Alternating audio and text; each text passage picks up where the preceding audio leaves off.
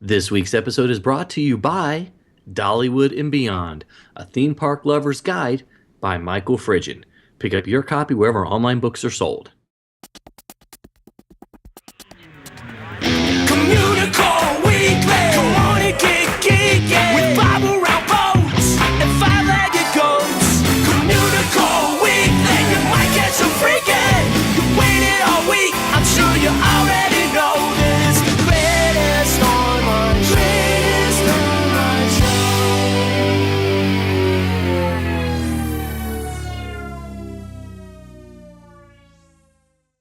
Hello and welcome to Communicore Weekly, the greatest online show and home of the world's first pair of independently born identical twins. I'm George. And I'm Jeff. And before we do anything else, I just need to give a huge shout out to Cadet Kevin Leggett because he just did this awesome redesign on our website, communicoreweekly.com, and it looks better than it's ever looked before. Well, since we only had one iteration. And it was made by me, and I'm terrible at web design. So granted, anything is an improvement, but I legitimately mean Yes. that the website looks awesome. It is fantastic. We have to give Kevin some shout outs because Yes. he did a great job with it and love the color scheme, the way the layout and everything like that. The graphics he pulled into it looks awesome. He did an amazing job. So Kevin's kids, if you're listening, give your dad a big hug for us and say, thanks, Dad, you're the best, because your dad is the best. And give him $10 for us too, because we probably owe him at least that much. Yes. Also give him $10. I mean, it's okay if you take it out of his wallet and then give it to him. Yeah, but he won't. Yeah. Just don't tell him that we told him that part was okay. Yeah, he'll have to look the other way. It'll be fine. That's fine. That's fine. Anyway, we want to get started with the show? Yay! Hop, step, jump, and skip. We took a trip, and this is our trip.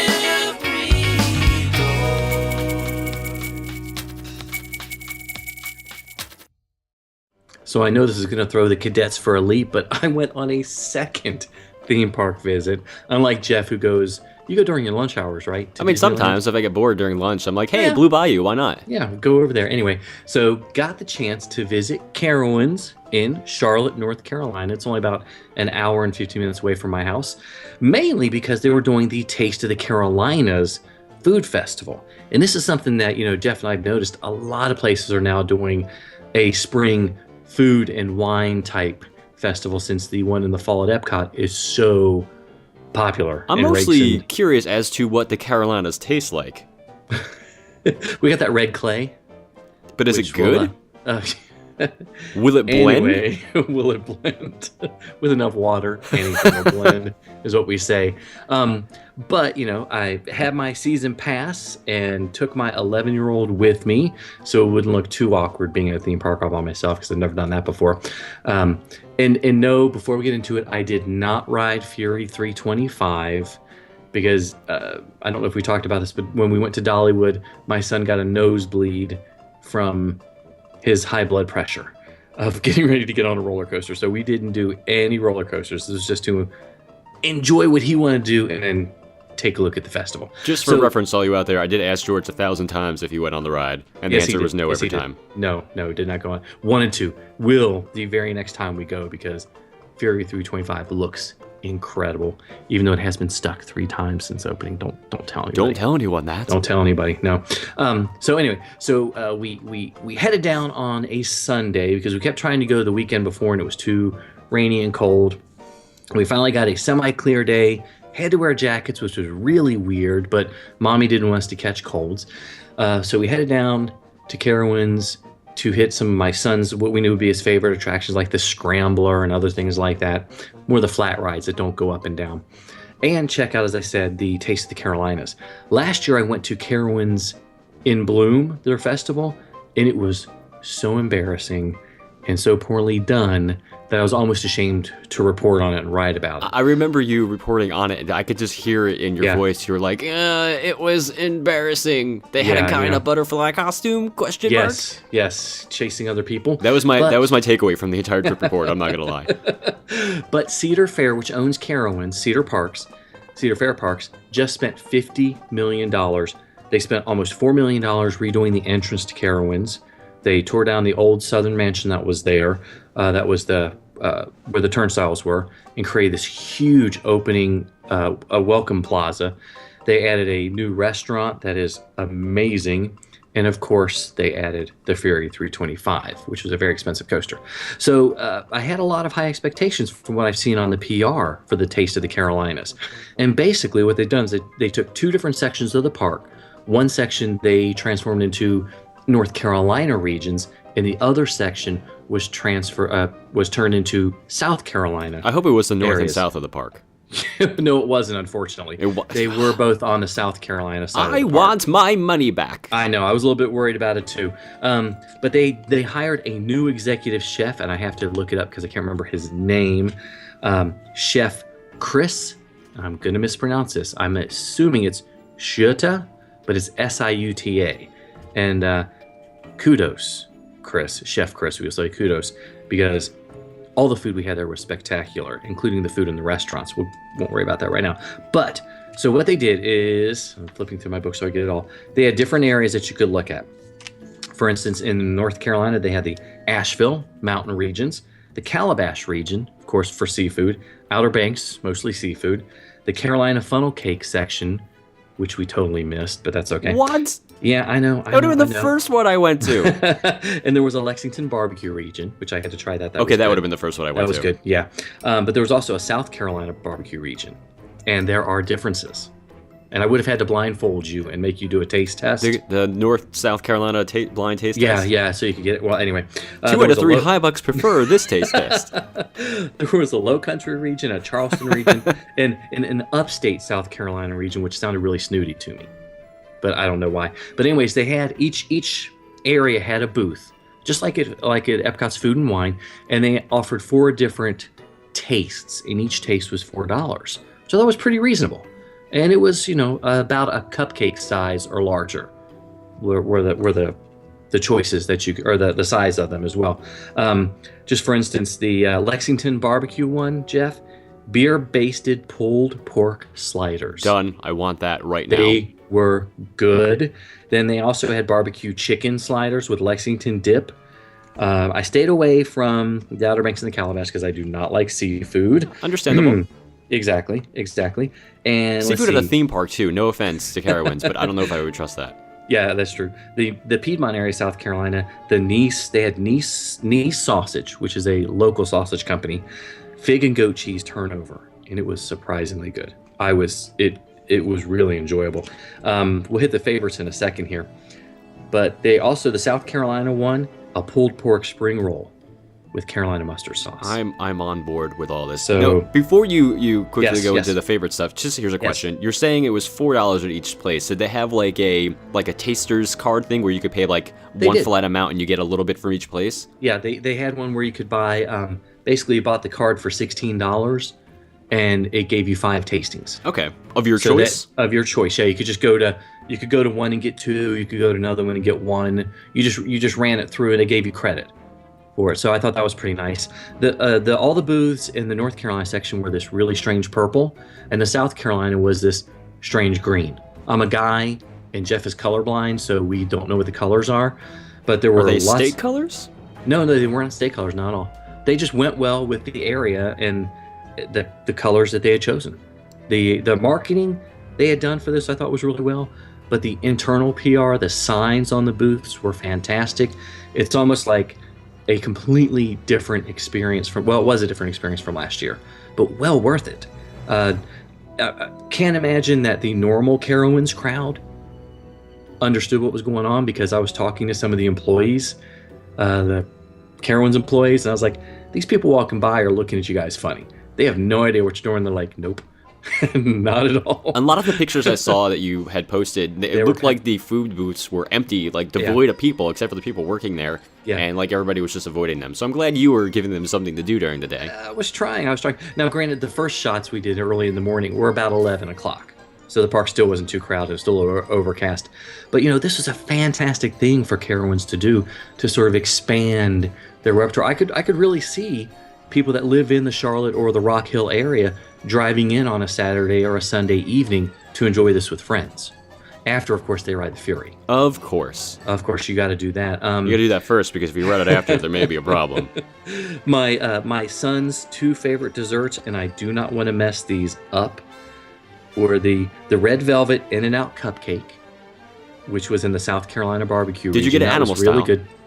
No, we did not get animal style. I'm just curious. It's a Southern California joke for most people. But by far the best thing we had the whole day was the pecan cinnamon bread pudding with cream cheese icing. And it was spectacular. It was really, really good. Really, really good. We enjoyed the whole day together. Got to eat in some other restaurants, got to ride a lot of rides that my son wanted to ride, which was fun. And his favorite was the Snoopy Pirate Boat Ride, which is really hard to explain, but it's like a tumble bug. If anybody knows what a tumble bug flat ride is, but you're in a little pirate boat and it spins around sort of. And so you have no idea what's going on. And we had a really good time. And I know I'll go back and I'll ride Ferry 325 many times. I'll probably call Jeff while I'm on it, That would be hilarious. so that you'll know what's going on. We can do a live trip report. But I'm way digressing. You know, the Carowinds, they've made some huge improvements even from last year with the entrance now is spectacular because you walk through Fury 325. It goes over you and then it goes under you. So as you can't walk forget Circle it. of Bridge. You You can't forget it. Yeah, they want you to know it's there. There were tons of employees there throughout the day. They were so much friendlier than last year. It was great. But these changes, the food festival is wonderful. The other food we had in some of the other restaurants was great as well. So I'm really impressed, Carowinds. They've really stepped it up, and hopefully over the next couple of years we'll start seeing more improvements. He's a nerd, he's a geek, but we all like to hear him speak. So listen up to the words from his beat. It's George's Book of the Week. Okay, so being a Disney park enthusiast me, Oh, okay. this is George's Book of the Week, not Jeff's Book of the Week. Say something sarcastic, George. I dare you. I'll just turn your mic off. Or make me sound real familiar or something like that. I don't need to do anything to do that, George. I know, I Let's just be do it by honest. myself. Okay, so being that we're both Disney park enthusiasts, and we've been that way for so many years, has really spoiled us. But when I went to research visiting other regional parks throughout the country, I was really surprised at the lack of information that I found to help people plan a vacation to non-Disney destinations. And yes, there are other places besides Disney. Dollywood, Nope. Knott's Berry Farm. You don't like any of those? No, I'm just kidding. I love all of them. I'm just messing with you. I know there's some people out there who don't really understand like other theme parks relating to Disney, and they kind of look down on them. But I mean, there are other theme parks out there that are pretty great. Yeah, totally. One of the things when I started searching for information specifically on Dollywood, I was blown away, so to speak, by the sites that'll help you book a cabin in Gatlinburg. There are so many cabins in Booklinburg. Booklinburg? Brooklynburg. Gatlinburg, yeah. No, Booklinburg. That's where I want to live. I was born in Brooklynburg. But there was nothing specifically to help you plan your trip to Dollywood or the Pigeon Forge area, which really surprised me. I mean, it's a major regional park, and Pigeon Forge is a huge tourist destination. I did run across a book called Dollywood and Beyond on Amazon, and it was available for free, free download on the Kindle Lending Library. So I grabbed a copy and started reading, and then quickly ordered a copy. The book was published in January of 2015, so it seemed very current enough for me anyway. And once I started reading the book, though, it was obvious that the author, Michael Fridgen, had a very deep love of Dollywood and has visited it many, many, many, many times. He even mentions his first trip and how it has spawned many family vacations since then. They were actually on their way to Disney and stopped at Dollywood and said, hey, this is pretty awesome. The book is broken down into different parts, of course, that look at almost every aspect of planning and enjoying your Dollywood visit. Michael does look at the history of the park, and he then dives into all the options, pretty much starting at the beginning, like how to, when to visit, different times of the year. We could book a Disney vacation in our sleep. We know when to go, not to go. It talks about where to stay because of the cabins and the hotels, depending on the time of year. And even getting to the park itself, which to me was very helpful. There were a few hints in there about not taking the Dolly Parton Expressway, which makes sense, or the Dollywood Expressway, but don't worry about it. Read the book, you'll find it. And he looks at every single attraction in the book, describes who it's best for, who's going to like it, who's not going to like it. He looks at every single show and tells you about it, and every single restaurant at both parks, because he does look at Dollywood and Dollywood's Splash Country. The book itself is incredibly detailed and very well written. In his style, he's so warm when he writes. It was really pleasant to read it. Now, Michael does sort of take us on a day visit to Dollywood and walks us through the park section by section, looking at everything. And to me, I didn't feel like he ruined anything or, left out any big surprises. It made me very prepared for the visit, so I'd know what to expect. He talked about what the rides were like and gave us good suggestions on how to tackle the day. Like if you're into coasters or if you're more interested in the shows. He offers some great advice on the different restaurants and the foods. And he has some hints scattered throughout the park on some of the great snacks. And there was no hyperbole when describing the cinnamon bread either. I'm assuming it's good. It was amazing. Every single person in our group, just like that may have been one of the highlights of the trip, besides getting to touch a penguin. But that's something we did different. Don't worry about that. Sorry about it. Now, the appendix of the book does have a few maps that Michael made himself, which I thought was kind of neat. And there was a really good one that showed the parking areas. And it's hard to explain the parking lot. It sort of goes around the park, and it's very long. And he gives you a good idea of where to park based on your needs and what you're looking for. Michael's style, as I mentioned earlier, is very down to earth, and he does a great job of relaying the information. There's not a huge number of blogs and sites that help you plan a Dollywood vacation. And, frankly, there's not much else you need to read besides this book. It hits every aspect of a day at Dollywood and will prepare you better than a paid tour guide, although I am available. If people want to pay me to take them around Dollywood, Is Dolly Parton available as a tour guide? Probably only certain times of the year when she's not doing more important things. Well, what else is she doing right now? Is she still touring? She raises money for her imagination library. Oh, does she? I didn't know that. It sends books all over the country. Well, now I feel terrible. Thanks a lot, George. She does still tour. She does do some things, but a lot of her work, a lot of her life now does revolve around the park. Good for her, actually. She used to have an apartment inside the park, like a certain other theme park mogul had, but then she got a much nicer house that's sort of on a hill that overlooks the park. Fair enough. Which is kind of everything the light touches will one day be yours. But yeah, overall, it's I can't talk about the Splash Country section because I'm afraid of water. Nobody in my family swims at all, trust me. And but if it's half as good as what was in the Dollywood section, it's going to be worth reading before your trip. It really, really helped me prepare for the trip. I can't say that enough. Glad that Michael spent the time to write it. I'm glad it's out there. And if you're even thinking about going to Dollywood, it would behoove you to order a copy of the book because I think you're going to like it. And this week's book is Dollywood and Beyond, a Theme Park Lover's Guide by Michael Fridgen. If it's a legend that you seek, come on and take a peek at the window of the week.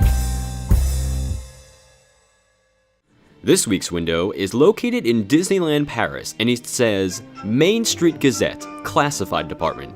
We demonstrate the highest regard for truth in advertising. Honest. Mark Fury, Ron Cullen. Now, Mark Fury was the marketing director for Disneyland, and he actually became the vice president of marketing and helped with the design and construction of Disneyland Paris. And he later moved back to California to work as the vice president of sales at Disneyland. Ron Cullen was the advertising director of Disneyland Paris until 1995. And now we windowed you. Now we defenestred you. Sometimes you might see it, sometimes you don't. Hey, look, what's that? It's a five-legged goat.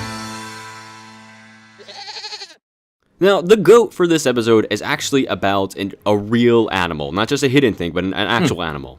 And one might say the mightiest animal of all. And of course, it's located in Disney's Animal Kingdom. But let me start off this long-winded goat by telling you a story set out by the Imagineers themselves. Now, once upon a time, in parts of everyone's favorite full-day park were dying off. No vegetation would grow on Discovery Island, there was no trees, no shrubs, no flowers, nothing. It was just a barren piece of land.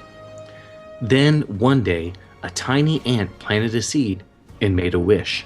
He asked for a tree to grow, a tree large enough to provide shelter for all the animals. Magically, the ants' wish came true and a tree began to grow. It kept growing until there was no room beneath its limb for all the animals, from A, ants, to Z, zebras. And as the tree continued to reach for the heavens, the images of all the animals that took shelter beneath its shade appeared on its trunk, roots, and branches. The area had changed forever. It was no longer a barren wasteland, but a place for new life that centered around this new tree, the Tree of Life. Now, what does this story have to do with this week's goat? Well, of course, you can see all the different images of animals that grew into the tree like the second you walk into the park. But what about the mighty ant who initially planted that seed? Well, if you head over to Pizzafari, you'll find one of the most overlooked and gorgeous trails in the entire park. And if you walk down said path, you'll come across these two benches. And behind the bench that's kind of set further back in the alcove, you'll kind of see a few small holes in the roots of the Tree of Life. If you look through these holes, all of them are pointed directly at that one animal that started it all, the ant. So it's a nice little hidden thing to look at the small creature that helped grow this gigantic tree of life. Yeah, I guess calling a five-legged goat an ant would mean it was like missing a leg. Oh yeah, poor little ant. Oh. Now you made me feel bad again, George. Well, I know a way of making you feel better. Tell me more. Let's talk about this week's prize winner for the Year of a Million or So limited time cadets. Oh, I didn't know if we were going to go on with that. So. I'm sorry. I was trying to waiting to feel better still. Go on. Oh, well, great. As a reminder, we're doing this for all of season 4, and you can send us your name, your address, of course, so you can win a prize, and your birthday for something else we're doing for your birthday, and send that to communicoreweekly@gmail.com. Do it quickly because there's only 6-7 months left. January, February, March. Something like that. Obviously, we didn't take math in college. We know math good. Okay, so we podcast okay, but we definitely know math good. Yeah, we don't math very well. So this week's prize winner, and they're getting a copy of the book that we reviewed on the show this week, Dollywood and Beyond by Michael Fridgen. This week's winner is Mackenzie M. of Cordova, Tennessee. Hooray! Yay! So you should be getting that book shortly. And do us a favor, take a photo of yourself, post on Instagram or Twitter, on our Facebook page. Show the world how special you are, Mackenzie, because you are special. Take a step further and actually go to the park and take a photo of yourself with the book in the park. Ooh. Because that'd be great. That's even better. I like that idea, Jeff. And then get Dolly's autograph in the book. Yeah. And then give her my phone number. Because why? Don't ask questions. Just go with it. Okay, great. I sense another. Don't finish your thought. Whatever you're doing, just don't finish your thought. Yeah, the thing where you're not allowed to get within 50 feet of somebody. Restraining order? Yes, another restraining order. Since we got the one from Kristen Bell, we're getting a collection of them now. Hey, man, I got to decorate my new wall somehow. Okay, well, before we get into lots of real trouble with Miss Parton, we wanted to thank you guys so much for watching and listening to another episode of Communicore Weekly. Please, no matter how you listen to or watch the show, leave us a comment or give us a rating there, iTunes, YouTube, wherever. Let us know what you think. Yeah, we need some more 9-star ratings. We really do. 9 stars. Email us at communicoreweekly@gmail.com to enter the contest, the Year of a Million or So limited time cadets, or just to say, what's up? What's up? What's up? And of course, you can always like us on Facebook at facebook.com/CommunicoreWeekly. And follow us both on Twitter and Instagram. I'm at Imaginerding. He's at Jeff Heimbuck. And of course, give us a call on the Communicore Weekly GOAT line at 424-785-4628. Leave us a message. Just, just say hey, or whatever you want to say. It's cool. Yeah, we like that. Visit CommunicoreWeekly.com, the redone and beautiful, thank you, Mr. Leggett, CommunicoreWeekly.com, and click on the Communistore. Buy t-shirts, buy a copy of the musical. We'd love for you to buy something, even if it's just something small, like 15 or 20 t-shirts. We're okay with that. Yeah, that's a small amount, I think. We're fine with that. You can always still send a self-addressed stamped envelope to Communicore Weekly at P.O. Box 432, Orange, California, 92856, and I will gladly send you back your official cadet membership card and some stickers. There are a few sitting on my desk because I actually don't know where the cards are right now because I just moved. but I assure you I will find them and send them back as soon as possible.